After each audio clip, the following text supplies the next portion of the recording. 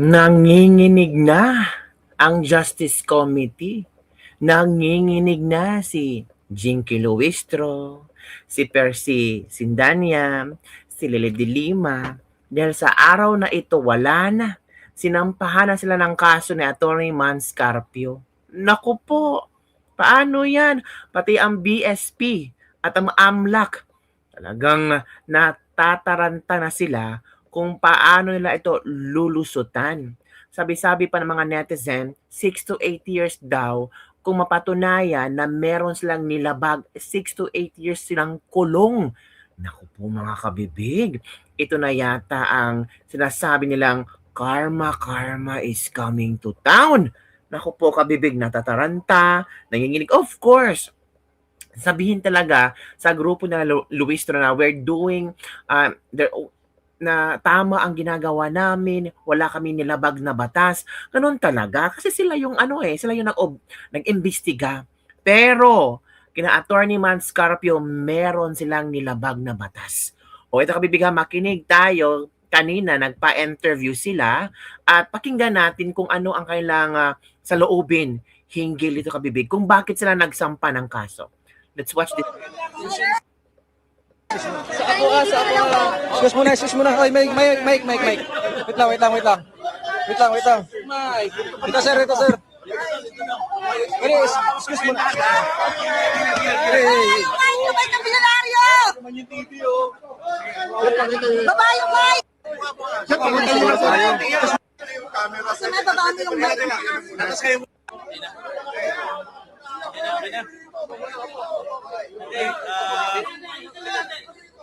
Ayusin natin. Isa lang. Yan. Para makunan lahat. Para sabay-sabay na lahat. Ha? Okay, tama. Okay. May suspense. Ano konti? Babalo. Yan. Okay. Mga questions po ninyo, kay Attorney Danao na lang po siya na lang po sasagot. Maraming salamat and God bless us all. Thank you po. Ilan po kayo nag-file, sir? Okay. Attorney Mans, confident pa mga kuan. Okay, sige na. 5 minutes. Sige, unang tanong. Dahil case po, dahil sa paglabag ng Section 8A, RA 9160 na naamendihan ng RA 11521. Ang sinasabi po sa batas ay bawal po na isiwalat ng AMLAC kahit anong impormasyon na nalakap nila sa mga bangko.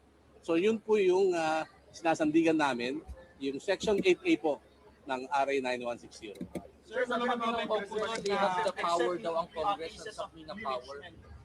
Teka lang. So, kung babasahin po natin yung batas na yon, na-amendahan siya noong 2021, RA 11521. Inamendahan ng RA 9160. So, 2021 po, yung batas na yan, pinatupad po ng Kongreso, di ba? So, ang batas, bago maging batas, pinag-uusapan, di ba, sa House, sa Senado. So, kung meron silang gustong exception doon sa batas na yon, dapat nilagay nila. Ang Section 8... Oh, so ginisa ng mga kongresista sa sariling mantika. Parang nagbubumerang, 'di ba? Sabi nga ni attorney dito, Danao na, sila ang gumawa ng batas tapos sila pala ang magbe-bend ng law. Sila pa ang babalikutin nila ang batas, 'di ba? A po ay malinaw. Nasabi ron, the AMLAC and its secretariat shall not in any way disclose any information in any manner. So anong ibig sabihin ng in any manner? Sa kahit na anong pamaraan, hindi pwedeng maglabas ng impormasyon ang AMLAC. So kung gusto nilang may exception doon, dapat Kongreso mismo nagsabi na except number A, except number 2. Wala eh. Basahin po Kasalanan natin ng Kongreso. Section 8A. At ang buong AMLA na batas, wala pong exception. Attorney, bakit kasama sa mga sinampahan ng reklamo yung mga kongresista mula sa liberal at bayan? Hindi naman dahil sa liberal or bayan sila. Dahil kung makikita po natin ang nangyari sa Kongreso, sa House Committee on Justice, sila po yung nag-udyok na ilabas. Di ba? Sila yung nag-motion, sila yung nag-second motion, at pinirmahan yung subpoena. Tama. At dahil dun sa pinirmahan ng subpoena, nilabas naman ng AMLAC. So yun po yung kaso namin. Kung sino man po ang lahat nung may kinalaman sa paglalabas ng mga informasyon daw tungkol daw sa mga bank transaction na ito ay dapat managot. Yun Tama. naman ang sinasabi ng aming kliyente sa Atty. Carpio. Kung ano sinasabi sa batas, dapat sundin natin. Kung Tama. nilabag mo, ano gagawin mo pag nilabag? Di ba? Kasuhan ng kaso. Ito na po yun. Tera. Ano po yun? Do you maintain na wala pong wrongdoing doon sa 6.7 billion daw sa account po ni Sir Manasseh? Ay, ang kaso namin na sinampa rito, hindi po ang issue ron yung totoo o hindi. Diba? Ang sinampa namin kaso tama ba na ginawa ng AMLAC na magpalabas daw ng mga transaction reports? Correct. Diba? Ngayon, kung sinasabing totoo o hindi po dito sa fiscal na dapat nasagutin yon. Siguro baka dapat sa impeachment court. Diba? Hindi naman po parte ng impeachment si Atty. Carpio. Pinipilit po siya na madawit sa impeachment na pribadong individual. Diba? Hindi naman porket may akusasyon ka o meron kang hinanaing sa isang tao, pwede ka nang gumawa ng labag sa batas. Pwede ka nang gumawa ng illegal. Diba? Para saan pa mga batas natin na pinasa ng Kongreso mismo kung hindi natin tutuparin, kung hindi natin susundin. Diba? Hindi ba parang awkward, diba? Mambabatas ka, pero hindi mo sinusunod ang batas. May confirmation ba sila sa billions of pesos at nalaman ng bank? Ang problema kasi hindi naman kami binigyan ng kopya nung sinasabi ng AMLAC. Kayo ba binigyan? Nakita niyo ba yung mga galing sa bangko na reports? Diba? Kasi kung kami magkokomento, dapat makita namin kung ano ba yung sinasabi ng bangko. Hindi yung sinasabi lang ng AMLAC. Diba? Kasi parang sinasabi nito ganito.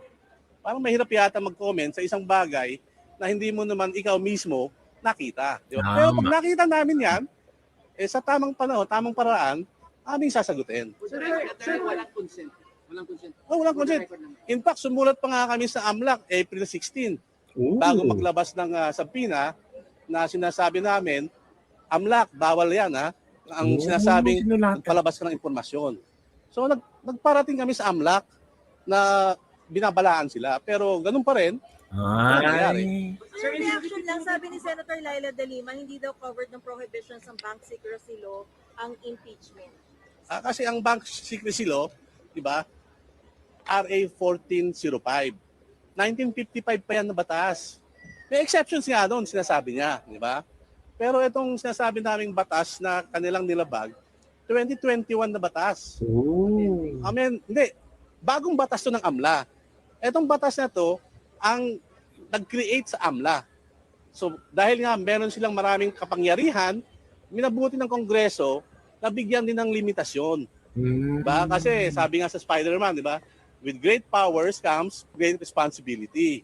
Di ba? So kung meron kang ganung power, meron din mga limitasyon ng Kongreso. At ang limitasyon na yon, ang AMLA, hindi sila pwedeng basta-basta lang magpalabas ng mga informasyon. So in any manner nga, basa yung Section 8A. So sir, kahit mag-proceed ito sa Senado na tatayong impeachment court, you're saying na hindi rin to allowed na ilabas yung mga bank transactions and bank records ng PISE at ni Sir Carpio? Hindi, ang sinasabi namin, yung AMLA, bawal maglabas ang AMLA ng kahit anong impormasyon. Ngayon, kung gusto lang usisain yung mga bank reports, bank information, meron namang paraan sa batas.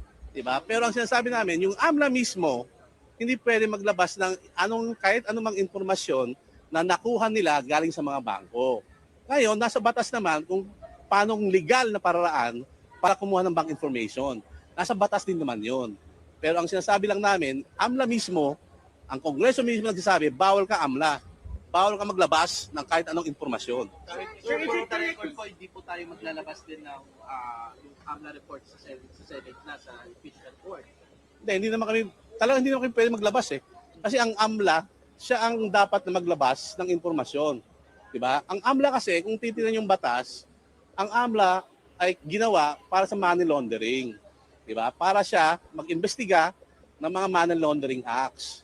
Ngayon, hindi mo po pwede namang gawin na wala ka namang money laundering na fina-file, tapos magsisiwalat ka ng mga impormasyon. Yun ang pinapahintulot na ayaw ng batas. Na sinasabi ng batas, bawal yan, pwede kang makulong 8 years. Okay? Kaya kung susundin natin ng batas, wala sanang problema. Wala sana to Diba? Kumuha sila ng bank inquiry order. Nasa batas naman yan. Pwede sila mag-apply sa CA. Diba? Eh di, kung sundin natin ang batas, wala namang maagrabyado. Sir, You know, is it, sir, is it correct to say na you neither admit nor deny the financial disclosures dun sa na nilabas ng AMLAC during the Kaya una-una, sinasabi ko nga, paano namin madi-deny o ma-admit yung mga sinasabing transaction kung hindi naman kami binigyan ng kopya nung AMLAC at hindi naman namin kami binibigyan ng kopya ng mga reports kung saan galing ang summary ng AMLAC. Pero in my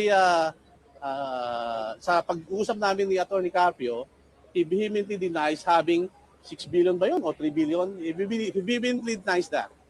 Pero sir, wouldn't it be prudent for the Vice President and her camp as well, including you if possible, to answer those charges in the House impeachment hearing? Ayokong pangunahan ng mga abogado ni VP Sara, no? Kasi meron siyang sariling abogado. Pero sa parte ni Attorney Carpio, dahil nga pribadong individual naman siya, na pilit na sinasama sa impeachment, eh hindi kami po parte ng impeachment proceeding. Diba? Hindi namin kailangan na sagutin ang mga sinasabi nila Attorney De Lima, sila Congressman Luistro, diba? Tama. Kasi hindi naman kami parte ng impeachment proceeding eh. Tama. Kaya kami nagtataka, bakit pilit na sinasama kami sa impeachment proceeding? Di ba? 2006 hanggang 2025. Di ba? Yun ang covered ng subpoena. Di ba? Hindi naman siya politiko, si Atty. Carpio. Di ba? So kayo kung nasa lugar niya, kayo na simpleng tao lang, di ba? Bigla na lang lumabas ang kaluluwa nyo, di ba? Since birth, hindi ba kayo alma? Kasi may batas naman na Alma? May batas eh. Tumanggap ang pamilya ng bisin ng pera mula kay Samuel Uy. Alam ba yon ni Attorney Carpio? Does he have a knowledge kung may mga ganong pagpasok ng pera, ng deposits? Unang-una, sinasabi ko nga, I think Attorney Carpio will not be in a position to answer those questions. Correct. Kasi nga, hindi naman siya parte ng impeachment proceeding. Correct. At unang-una, sinasabi, transaction yun ni VP Sara, allegedly. Diba? So I think the lawyers of VP Sara Can I answer the adequately question? answer that. And I think they have, no? They have denied it through Attorney Michael Powa. I think na-monitor yun naman yun, yung mga statements ni Attorney Mike Powa at yung mga abogado nila sa kay Fortune Narbasa. Sir, Sir, ano sir, yun? Si lastly, VP Sara lang ang may hawak ng bank accounts na yun. Walang ginagalaw doon si Attorney Carpio. Yung nga, hindi nga rin namin masabi nga kasi una-una sabi ko nga, maraming mga accounts, iba-iba naman ang accounts, di ba? Lahat naman siguro tayo, iba-ibang accounts, hindi lang isa. So, hanggat sinasabi ng AMLAC na mabigyan kami ng kopya kung saan nanggaling ang mga sinasabi nilang mga summary of transactions, di ba? Mahirap mag-speculate. Correct. Hindi pwede mag-speculate sa isang bagay na hindi Na mo wala naman kang alam kung kopya, talaga hindi mo yung alam. specific transaction na sinasabi nila. I think that should be properly addressed by the lawyers of VP Sara, no? sir, last hearing, pinaspone ng mga lawmakers yung pagbukas ng BIR records of Attorney Carpio and Vice President Sara Duterte. And I understand Attorney Carpio's another petition questioning that move. I mean, yung pagsubmit. Yung ng sa records. BIR. Yes po. Oh. Ngayong April 29, pagdedesisyonan daw kung bubuksan o hindi. Ano po yung comment natin dun sa... Well, unang-una, sumagot ng OSG dun sa petisyon na sinampa namin sa RTC para pigilin, no, yung paglabas ng mga annual tax returns na yon, no. At ang nangyari na monitor din namin na sinelyuhan naman, no, ng BIR commissioner. Ngayon, kung alam mo na may kaso, di ba? At alam na nila na may kaso, hindi ba dapat parang antayin muna ang desisyon ng korte, di ba? Kasi Correct. Judicial courtesy yan, di ba? Alam mo na magdidesisyon ng korte, bakit mo pangungunahan? Di ba? Eh di, nasa sa kanila yun kung anong gagawin nila. But may initial resolution ng TRO, denying ang TRO dahil nga daw moot, di ba? Pero sabi namin, nag-motion for reconsideration kami kasi hindi pwedeng moot kasi nga sinelyuhan naman eh. So ang broader issue rito, pwede bang gamitin, no, ng House Committee on Justice ang tax returns? Diba? Pwede ba lang gamitin nang walang consent ng mga taxpayers? Correct. Sir, should the lawmakers decide to open the box sa Wednesday, is this another para opportunity for the camp of Attorney Carpio to challenge again that move sa court if ever lang buksan nila yung BIR records? Kung mangyayari na yun, then we will just have to inform the court, no? Kasi may kaso na yan. We will just inform the court na itong ginawa nila, and then let the court decide if whether or not that action of the supposed future action of the House Committee on Justice is constitutive of contempt or not. No? Sir, sinabi po ni Congressman Joel Suman na yung ginagawa po nilang hearings, including sa pagbukas ng mga salin and bank records ng Vice President and her family, ay hindi po sa Pero in fairness, talagang matalino din itong lawyer ni Attorney Carpio. Talagang pinag-aralan nila ang mga dapat isagot sa mga I don't tanong want to nila. comment on the side of VP Sara as the Correct. subject of the impeachment. But as for Attorney Mans, siyempre sa amin fishing expedition, di ba? Di ba ang posisyon lang naman ng impeachable officer as Vice President 2022, 2025, di ba?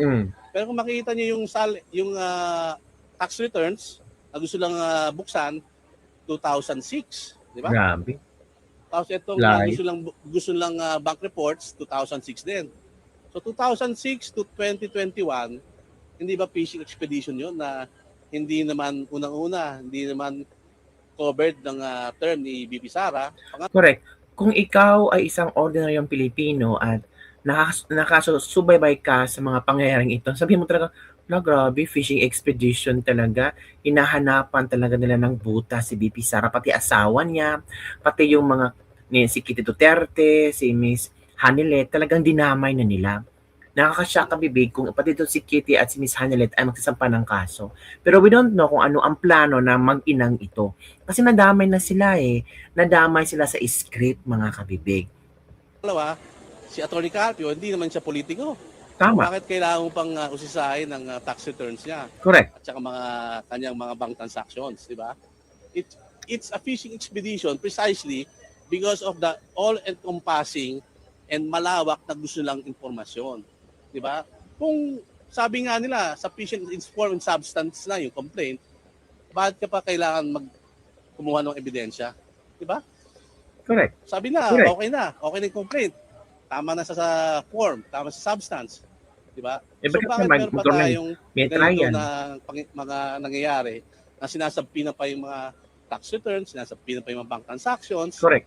prior to 2022. Ha? From 2006 to 2022. So a period of around 16 years. Di ba? Hindi ba phishing yun? Ayun, sumagot. Di ba? Okay? Ano yun?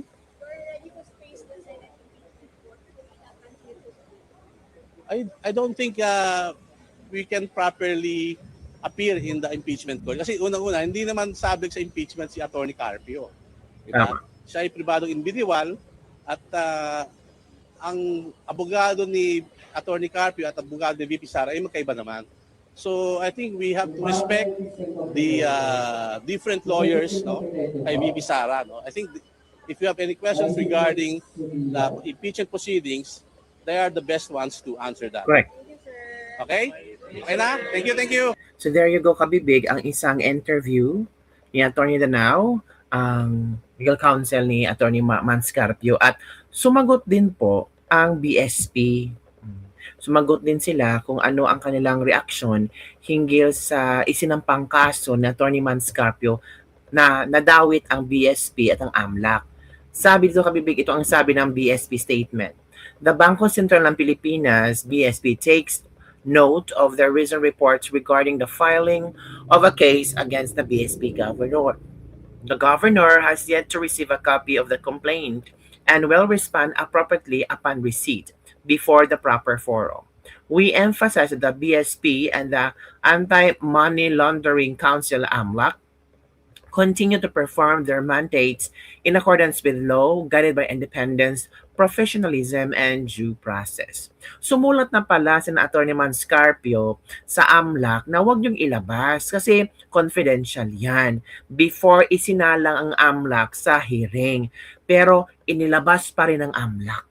Diba? Kinabi niya ng legal counsel ni Atty. Mans Carpio, sumulat sila sa AMLAC before April 16, tapos sinabihan nila, huwag yung ilabas kasi bawal yan. Merong batas tungkol dyan, pero hindi pa rin nagpapigil ang AMLAC, nilabas nila ang mga transactions. So yan po, kabibig, ang ating Deslebak-Lebak for the day. Ano ang iyong reaction hinggil dito? Tama lang ba ang ginawa ni Atty. Manscarpio para kasuhan itong Justice Committee, Chairman, Jinky Luistro, kasama si Lele de Lima, si Percy Sindania, si Chel Jokno, sino pa ba? I think sila lang yata. Tapos yung BSP at yung AMLAC na si Atty. Buenaventura. Comment down below and don't forget to like, subscribe, and share this video. Nanginginig na ba sila? Yun na nga sinasabi natin. Bye everyone!